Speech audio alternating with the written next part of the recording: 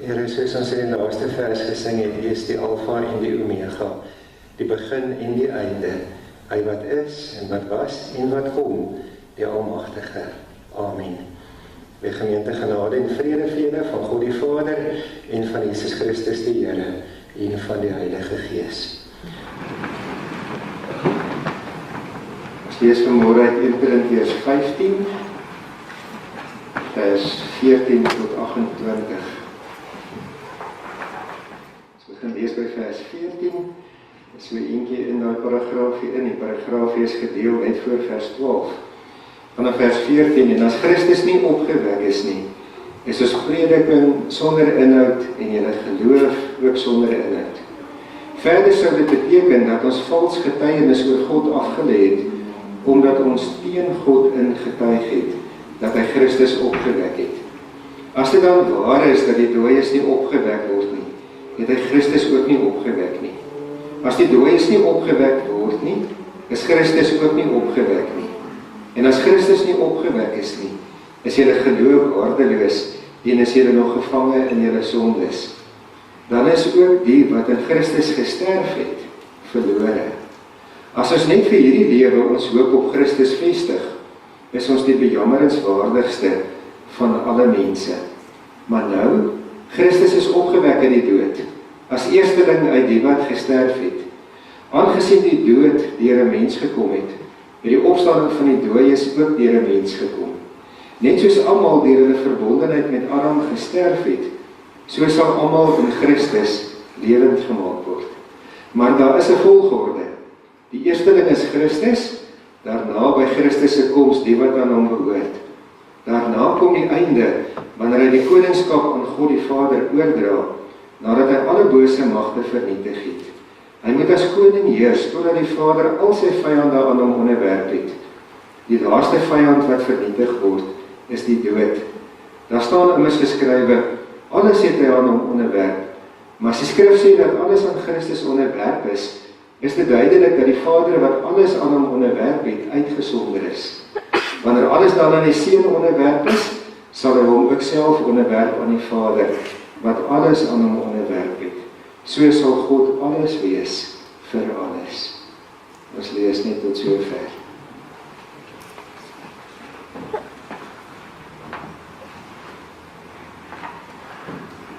Ons kyk vanmôre dan na die wonderlike boodskappe wat ons kry uit die feit dat Jesus opgestaan het, die feit dat hy lewe.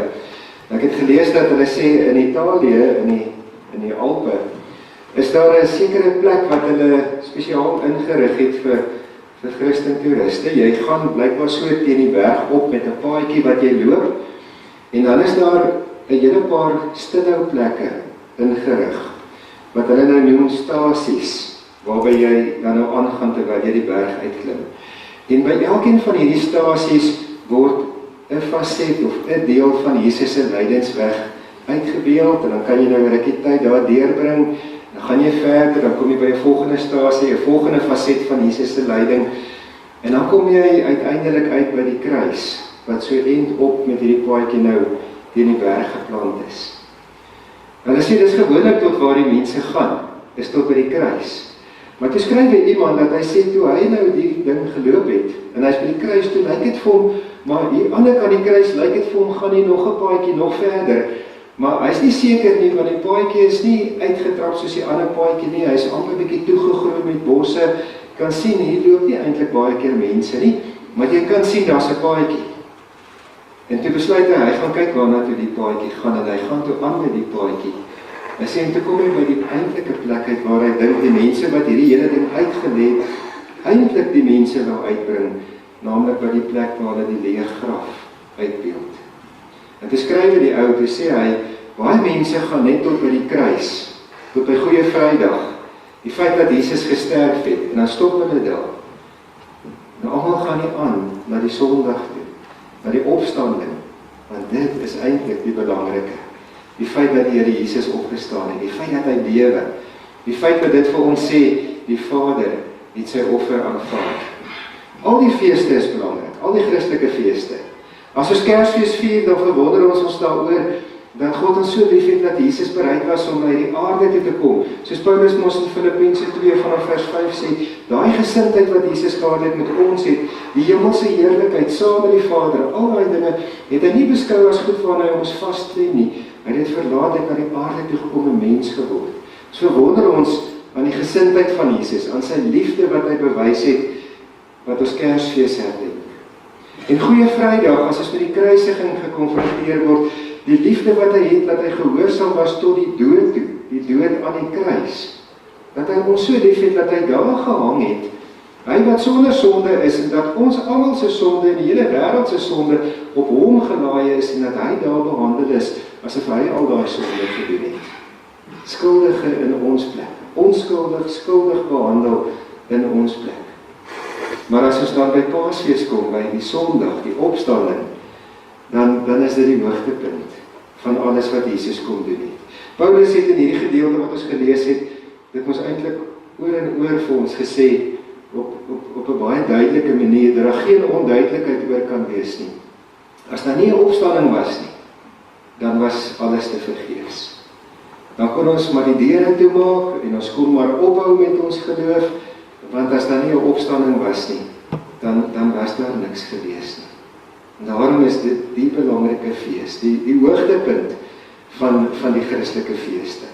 Die dag waar ons vreugde en blydskap het, waar ons eintlik kan saamsing met daai een liedjie wat ons sê van hy leef hier in my hart, dat ons 'n lewende Here aanbid. En wat ons vanmôre dan nou gaan kyk is na so 'n paar dinge wat ons moet onthou as ons dan by Paasfees kom. En die eerste is, Paasfees getuig van God se liefde. Die opstanding, dit wat ons vandag herdenk. Ons kry dit so mooi in 1 Johannes 4 vers 9, waar daar staan, hierin is God se liefde vir ons openbaar.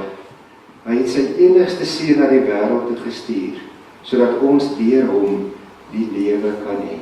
Kyk net hoe koppel Johannes God se liefde en die opstanding. God het sy liefde gewys deur Jesus te stuur, sodat ons die lewe kan hê, dat ons kan lewe. En Paulus sê die lewe kom op grond van Jesus se opstanding uit die dood. So het God sy liefde vir ons gewys. Dis God se liefde wat gemaak het, dat Jesus nie in die graf gebly het nie. Sy liefde vir Jesus, maar ook sy liefde vir ons. Want as Jesus nog in die graf was, dan was ons nog verlore. Dan was alles te vergeefs. En daarom, juist die opstanding, getuig van God se liefde. En soos ek nou gesê het, al die ander feeste getuig ook van God se liefde. Maar Paasfees sê vir ons, God het ons so lief, dat hy vir ons die lewe gee. Nou hierdie liefde wat ons by God ontvang, en dit sê ons mos baie keer vir mekaar, kry ons. En wat maak ons nou daarmee? Ons moet dit nie vir onsself hou nie, en u ken tog hierdie begrip, en u ken tog ook hierdie belangrikheid wat die Bybel sê, die liefde wat ons ontvang, moet ons ook weer vir mekaar gee. Dieselfde Johannes sê in 1 Johannes 3 vers 14, ons het klaar uit die dood na die lewe toe oorgegaan. En hoekom? Dan sê hy, want ons het ons broers lief. So dit is waaraan jy kan toets, of jy van die dood na die lewe oorgegaan het, of jy lief het. Ons het klaar uit die dood na die lewe oorgegaan, want ons het ons broers lief. Dan staan daar verder, dat as iemand nie lief het nie, het hy nie die lewe in hom nie. Trouwens in die volgende versie, in vers 15 staan daar, as iemand nie sy broer lief het nie, is hy 'n moordenaar. En 'n moordenaar het nie die lewe in hom nie. Die liefde wat God vir ons gee, met die opstanding van die Here Jesus bewys, moet maak dat ons dan ook lief het. En wanneer ons lief het, dan wys dit dat ons die lewe in ons het. Dis mos wat Jesus ook gesê het in Johannes 13 vers 35, toe hy gesê het vir sy disippels, as julle mekaar lief het, dan gaan almal weet dat julle disippels van my is. Liefde en die liefde wat ons vir mekaar moet hê. Nou ons moet regtig dan ook na ons lewens gaan kyk en vir onsself gaan vra, hierdie liefde wat God vir my gewys het en wat hy vir my gegee het, en soos wat Romeine 5 vers 5 sê, wat hy saam met die Heilige Gees in my ingestort het, bewys ek daai liefde met my lewe elke dag. Maar weet jy, die wêreld het liefde nodig. As 'n mens dan maar kyk hoe dit in die wêreld gaan, as 'n mens kyk in hoeveel wêreldlande daar oorloë is. Mense wat so groot word dat hulle nie vrede ken nie, dat hulle nie van enigiets anders weet as geweld en oorlog en al hierdie harde dinge van die lewe nie. Maar nie net daar nie, ook op ander plekke het mense 'n smag, 'n behoefte na liefde. Daar's 'n bekende predikant in Amerika, Chip Ingram. Hy het 'n paar goeie boeke geskryf en ook 'n paar goeie DVD's uitgegee. Die een gaan ook oor die huwelik. Maar ek lees een keer dat hy sê, hy het een keer besluit, hy het bietjie nie geweet of hy die vrymoedigheid gaan hê nie, maar hy het besluit hy gaan die kans vat. En toe hy die Sondag nou gaan preek oor liefde, toe begin hy deur te sing. En toe sing hy daai liedjie van What the World Needs Now is Love, Sweet Love, of zoiets denk ek gaan hy. Maar hy sê hy besluit hy gaan die hele liedjie sing. En hy sê toe begin een saam sing, en nog een, en voor hy klaar is, toe sing die hele gemeente die lied saam van What the World Needs Now is Love. Wat vir hom net weer gewys het, is 'n behoefte wat die wêreld het. En ek en jy het God se liefde gekry. Met Paasfees het hy dit vir ons kom wys, hy stort dit in ons uit. En hy stuur hy ons om daai liefde te gaan gee, om daai liefde te gaan leef, om Paasfees in die wêreld te gaan uitleef, deur mense se lewens aan te raak, met sy liefde wat ons ontvang het.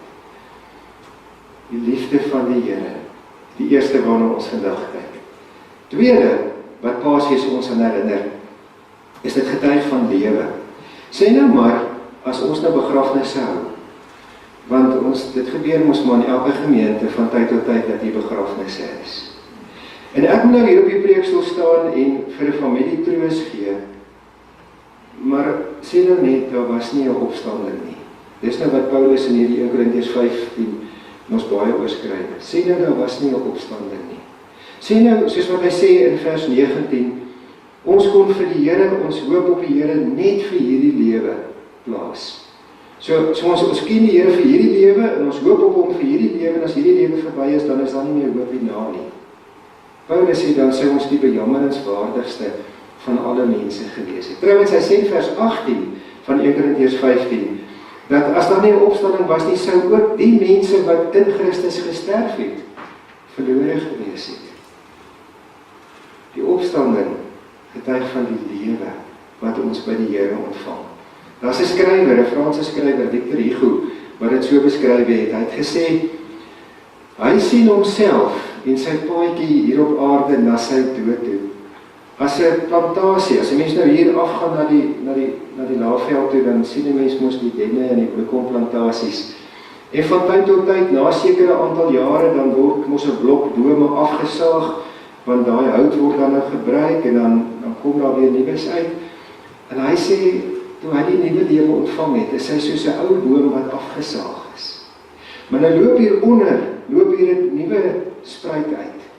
En hy sê die krag en die lewe in daai nuwe spruit is sterk. En die kleur van daai stammetjie en die kleur van die nuwe blare is intens. Dis groener as wat die ou boom sinne was, want is nuwe lewe. En wat doen hierdie nuwe loot? Hy sê dit reik op en op en op, dit reik weer op na die hemel toe.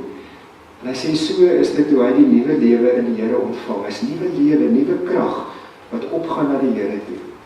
En toe sê hy, wat gaan gebeur die dag as ek sterwe? Toe sê hy, ek gaan kan sê, my dagse werk is klaar. Maar ek gaan nie kan sê, my lewe is klaar nie. Toe sê hy, want die dood is so skemer. Het word skemer, dan word dit nag. Maar oor 'n paar ure word dit weer sonsopkoms en dit word dag. En toe sê hy, ek gaan aan die ander kant nog skryf. Hy sê, vir 50 jaar het ek al my emosies en al my gevoelens uitgesit in prosa en poësie. Maar hierna gaan ek dinge kan skryf wat ek nie hier op aarde kan skryf nie. Dit is nou hoe hy gesê het, die lewe vir hom is. Romeine 6, vers 4 en 5, praat ook van die lewe wat ons in die Here ontvang. En daai gedeelte vergelyk Paulus dit met die doop. Hy sê, toe ons gedoop is ons in Christus se dood gedoop. En net soos wat die Vader vir Jesus met 'n wonderbaarlike magstaat uit die dood uit opgewek het, so gee hy ook vir ons die nuwe lewe. So saam met Jesus gesterf het, sal ons ook saam met hom lewe. Die opstanding sê vir ons, ons ontvang die lewe. Dit is soos wat 2 Korintiërs 5 vers 17 ook sê. Iemand wat in Christus is 'n nuwe mens. Die ou is verby, die nuwe het gekom. Die ou mens sterf, soos daai plantasiebome, daai blok wat afgesaag word en die hout word weggery, maar daar kom nuwe lewe op daai stuk grond. Iemand wat in Christus is 'n nuwe mens. Kolossense 2 vers 13 beskryf die lewe wat ons in die Here ontvang het mooi. Daar staan, julle was dood. En dan bedoel hy nou nie liggaamlik dood, wat ons liggame dood was nie. Ons gees was dood. Hy sê, julle was dood, deurdat julle gesondig het. En deurdat julle sondige natuur nog nie weggeneem was nie. So met ander woorde, voor 'n mens vir Jesus ken, is jy geestelik dood. Jy lewe in die sonde. Die sonde hou jou vas, die sonde hou jou gevange. Jy is dood in jou gees. En wat sê hy verder in daai versie? Maar God het ons lewend gemaak, toe hy ons sondes vergewe het. Toe Christus uit die dood uit opstaan, en is die bewys dat ons sonde vergewe is, toe kry ons die lewe. Dus hierdie stuk dood hier in ons, hierdie geestelike stuk dood, is weg. En in die plek daarvan, kom daar lewe. Nou lewe Christus in my. Die Heilige Gees is in my. Ek ontvang die lewe. Ja, Romeine 8 vers 11 praat ook daarvan. Hy praat daarvan dat die Gees van die Vader, wat vir Jesus uit die dood uit opgewek het, ook vir ons lewend maak. Dis die tweede ding. Die eerste, die opstanding vandag. Niemand kan vandag hier uitstap en sê, jy weet nie, God het jou baie lief nie. God het jou baie lief. Paasfees sê dit vir jou. En die tweede ding, as jy vandag hier uitstap, kan jy weet, as jy vir Christus aangeneem het, het jy lewe. Die nuwe lewe. Daar's lewe in jou. Daar's lewe hierna. En dit bring ons by die derde ding, wat ons nodig het en wat die wêreld so nodig het. En dit is hoop. Ons het laas jaar ons 'n reeks gehad oor hoop. En hoe nodig is hoop nie ook in die wêreld nie. Liefde is nodig. Lewe is nodig. Hoop is nodig. Dis alles broodnodige goeders in die wêreld. Broodnodige goed ook in ons lewe. En Christus kom sê met sy opstanding vir ons, hy gee dit ook vir ons. 'n Sosioloog by die Universiteit van Washington, wat navorsing doen in die antieke tyd, sê dat in die antieke Romeinse ryk het hulle agtergekom dat wanneer 'n groot plaag 'n gebied of 'n stad getref het, dan het die Christene in daai stad 'n hoër persentasie, oorlewingspersentasie gehad as die nie-Christene. Meer Christene het dit oorleef as die ander. En hy skryf dit aan die volgende toe. Hy sê, as die ander mense wat nie vir Christus geken het nie, as iemand in hulle huis baie siek word, of meer as een ou, dan was hulle bang, hierdie siekte gaan hulle almal siek maak, en dan gaan almal van hulle doodgaan, en hulle was bang vir die dood, dan het hulle letterlik, hulle siekes uit die huis uitgegooi. Uitgegooi op straat en gesê, julle gaan nie ons ook siek maak. En dan moes daai ouens nou maar rondswerf, en uiteindelik het hulle so dood gegaan. Maar Christene, wat nie bang is vir die dood nie, het hulle siekes versorg. Hulle het hulle siekes behandel. Hulle het hulle siekes in die huis laat bly, en hulle behandel soos wat hulle kon, want hulle het hoop gehad, want hulle het geweet van lewe, en daarom het meer Christene dit oorleef. En dit is ons ook, wat die Here kom doen is, hy gee ons hoop, hy vat ons vrees weg. Daar staan so mooi in Romeine 8 vanaf vers 15, dat die Gees, die Heilige Gees, laat ons nie in vrees lewe nie. Want dis wat die ander mense in die antieke Romeinse ryk, hulle het vrees gehad. Daarom gooi hulle die ouens op straat. Christene het nie vrees gehad nie, daarom het hulle mense versorg. Die Heilige Gees laat ons nie in vrees lewe nie. Die Heilige Gees maak ons kinders van God. En laat ons tot God uitroep, Abba Vader. En die Gees getuig saam met ons Gees dat ons kinders van God is. En die Gees oortuig ons dat ons erfgename van God is. En daarom ook die Heilige Gees wat ons ontvang het, maak ons nie vreesagtig nie. Ons het nie 'n gees van vreesagtigheid ontvang nie. Die Heilige Gees maak ons sterk. Die Heilige Gees gee ons hoop. Die Heilige Gees gee ons krag. Ek het ook gelees van 'n sendeling, want hier in die laaste klompie dele van Korintiërs 15 praat Paulus mos van die dood, en die hoop wat ons het ten opsigte van die dood. Nou 'n sendeling in Brasilië, werk onder die Indiaanse stam daarso. En toe begin hierdie mense ook siek raak, en hy besef naderhand, maar hierdie ouens sal by 'n hospitaal moet kom. Maar die enigste manier om by die hospitaal te kom is om deur die rivier te gaan, maar hulle wil nie deur die rivier gaan nie. En hy kan nie verstaan nie, want hulle moet net deur die rivier gaan, dan kan hulle gehelp word, maar hulle is te bang vir die rivier. En toe hy daar begin ingaan, toe kom hy agter, maar hulle glo, hulle het 'n bygeloof, dat daar bose geeste in die rivier is. En dat dit vir jou slegte nuus is, as jy in die water beland, as gevolg van hierdie bose geeste. En toe wil hy hulle vrees vir hulle wegvat, en hy sê vir hulle, kom saam met my. En hy stap tot by die rivier, en hulle staan toe almal op die wal van die rivier, en hy stap in, en hy stap tot by sy heupe in, en hulle is bang, want hulle wag enige oomblik gaan daar iets met hierdie sendeling gebeur, maar hulle sien daar gebeur niks nie. En hy vat toe van die water, en hy spat van die water in sy gesig, en hulle sien daar gebeur niks nie, maar hy sien hulle het nog nie die vrymoedigheid om in die water in te gaan nie. En toe sak hy af in die water, en hy swem onder water verder deur, tot by die oorkantste wal. En toe hy daar uitklim en vir hulle wys, maar keer niks, julle hoef nie vir hierdie rivier bang te wees nie.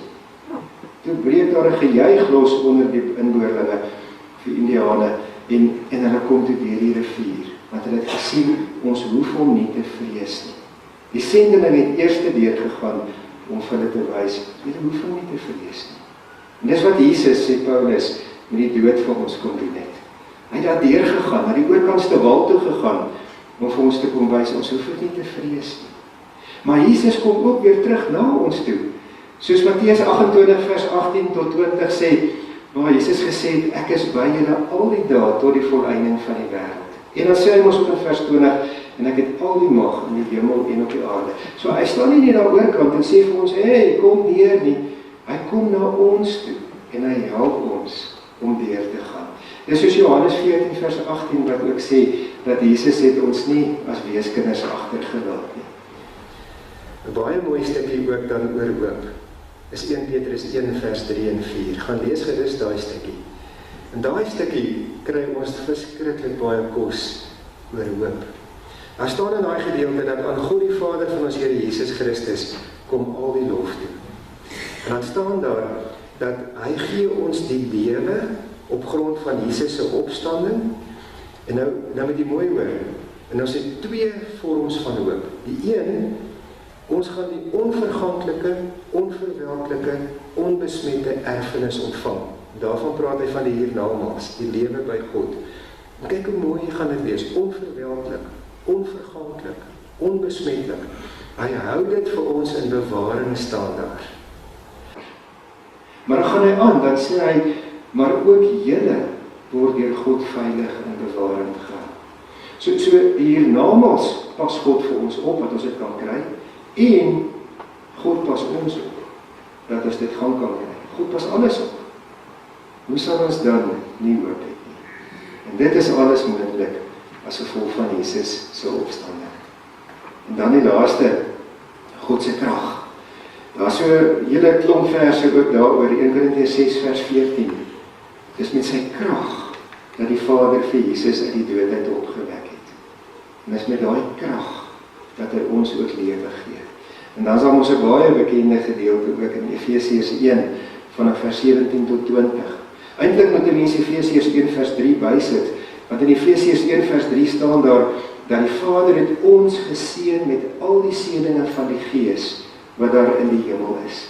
En dan kom hy by vers 17 en nou bid Paulus vir die gemeente. Dan sê hy vir hulle, ek bid, en dan sê hy baie mooi ding, dat julle vir God werklik sal ken. Jy onthou ons vir Tannie Hestertjie, wat lidmaat van ons gemeente was, wat ons so 'n paar jaar gelede begrawe het. Sy het elke keer as ek by haar gekom het, en ek glo ook as ander mense by haar gekom het, dan het sy elke keer gesê, haar lewe lank het sy vir al een gebed gebid, ander ook, maar vir al een gebed, en dit is sy het gevra, Here, help my dat ek vir U waarlik sal ken, dat ek U regtig sal ken. En dis wat Paulus ook bid vir daai gemeente. En dan bid hy dat as ons vir die Here regtig sal ken, dan gaan ons weet watter hoop daar vir ons is, watter hoop sy roeping inhou. Wat 'n groot rykdom hy vir ons in bewaring hou. En dan noem hy die derde ding, en dis die krag. Dan sê hy, en wat 'n geweldige groot krag.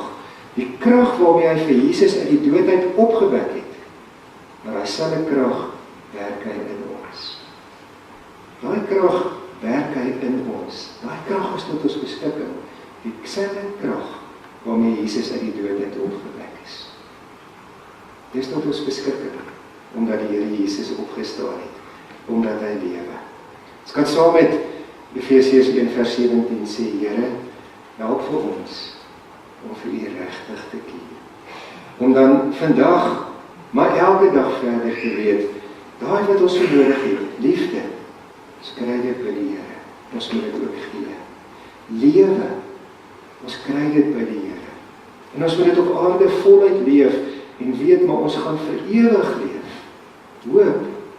Dinge is nooit sonder hoop nie. Christus is ons hoop. En dan die krag wat die Here tot ons beskikking stel. Die Here seën ons. Amen. Kom ons bid saam. Hemelse Vader, baie dankie dat Jesus opgestaan het uit die dood. Dankie dat die graf hom nie kon vashou nie. Paulus skryf dit so duidelik in 1 Korintiërs 15. As dit nie vir die opstanding was nie, dan was dit te vergeefs. Ja, Here, dan sou ons aan Jesus kon dink as iemand wat ons kon leer het, wat goeie onderrig gegee het, en dan sou dit daarby gebly het. Maar nou is daar die opstanding, Jesus lewe. En nou kan ons getuig, Here, dat ons saam met U leef. Dankie dat U in ons leef. Here, help ook vir ons om te onthou, dit is vir elke dag van ons lewe waar. Die opstanding het plaasgevind, maar van toe af is U vir altyd, soos wat U voor die tyd was, die lewende God. Die lewende God wat elke oomblik by ons is. Here, in Johannes 12, toe Jesus oor die koringkorrel gepraat het Jesus gesê, waar hy is, sal sy dienaars ook wees. Maak ook vir ons, Here, maak ook ons oor oop, om te wees waar U is. Om waar liefde gegee moet word, liefde te gee. Om waar hoop gegee moet word, hoop te gee. Om aan te raak, Here, en die koninkryk te bou in hierdie wêreld. Dankie, Vader, dat ons ook vir kan vra, help ons om elke Sondag te onthou. Ons kom op Sondag by mekaar, omdat dit die opstandingsdag is. Omdat ons uit die opstanding leef. Vader, baie dankie dat U krag so baie in ons lewe doen. Dit gee ons, dit is die krag waarmee ons sonder oorwin. Die krag waarmee ons vir Satan teestaan, dat hy van ons af kan wegvlug. Die krag waarmee ons in voorbereiding intree vir ander. Ja, Here, so kan ons aangaan en ons wil nie daardie krag ongebruik laat in ons lewe nie. Help ons, Here, om daarby in te prop en om dit te gebruik. Vader, ons bid vir almal in ons gemeente wat U hulp en U nabyheid op die oomblikke baie nodig het as gevolg van omstandighede. Ons voorbereidingslysie is dit dalk weer langer, Here. Ons bid dat U vir elke ene wat swaar kry, so sal dra dat hulle U teenwoordigheid sal ervaar. Dankie dat ons kan bid vir hulle wat herstel na operasies, dat dit ook met hulle goed sal gaan. En ons bid, Here, vir hulle wat vir operasies moet gaan, ook hierdie week, om Gerrie byvoorbeeld, Here, wat die week moet ingaan, dat dit ook 'n groot sukses sal wees. Ons bid vir families, Here, wat nog steeds baie swaar kry oor geliefdes wat aan die dood afgestaan het. Wil U ook vir hulle U troos gee, en die krag en die genade. Ons bid vir die wêreld, Here, die wêreld wat nie besef dat hulle sonder U lewe en dat hulle sonder U ellendig en beklaanswaardig is nie. Dat die mense in die wêreld so oë en harte vir U sal oopmaak, maar dat U ook sal gee, Here, dat die woord by elkeen sal uitkom. Ons bid dan ook, Here, dat waar U woord vandag verkondig word, oral in die wêreld, dat U seën daarop sal rus. Ja, Here, dat daar vandag wonderlike groot lof aan U gebring sal word. Dankie, Vader, dat ons dit kan doen. Ons bid vir ons land, Here, se droogte omstandighede, Here. Die seisoen is amper verby, maar ons damme is ook nog redelik leeg, Here. Dankie dat ons ook vir U kan vertrou, dat U ons behoeftes ken en dat U vir ons voorsien. Vader, al hierdie dinge bid ons. Ons vra dit in Jesus se naam. Amen.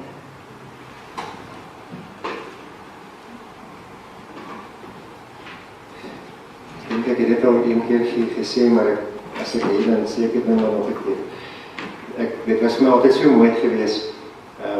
Een keer so mooi geweest toe ons 'n gemeentekamp een keer gehad het in die Wildtuin. Toe was Dominee Gerry Dooyer die spreker by ons kamp geweest. En hy praat die eenslag ook oor Jesus se opstanding en hy sê vir ons, sê nou maar, ons is nou hier in die Wildtuin in ons kamp nou, en sê nou maar hy het die naam Susan gebruik. Sê nou maar Susan gaan nou Vrydag aand dood tydens die gemeentekamp. En ons kom by mekaar en ons begin vir haar te bid en sy word weer lewendig. En ons is baie bly en ons kamp klaar, maar dan gaan ons nou Sondagmiddag gaan ons nou terug dorp toe, die gemeentekamp is klaar. En sê hy nou, wat gaan ons nou vir die ander mense sê wat nou nie by die kamp was nie? Hy sê, ek dink nie ons kan vir hulle sê, ag die kamp was lekker, ons het leeu's gesien, en ons die luiperd gesien na by afsaal, ons het gebraai in die aande nie. Hy sê, daai dinge gaan nie eers saak maak nie. As ons gaan nog nie eens in die dorp wees nie, ons gaan op ons selfone spring en vir mense sê, weet jy wat het gebeur? Iemand het uit die doodheid opgestaan. En dis al wat ons gaan vertel in die dorp. Iemand het uit die doodheid op, dit gaan alles oorheers. Nou Vrydag het ons nagmaal gebruik en met nagmaal sê ons word versterk in ons getuienis. En ons het 'n getuienis. Jesus het opgestaan. Ons Here lewe. Ons kan dit vir die wêreld gaan vertel. Die genade van ons Here Jesus Christus, die liefde van God en die gemeenskap van die Heilige Gees sal met u almal wees.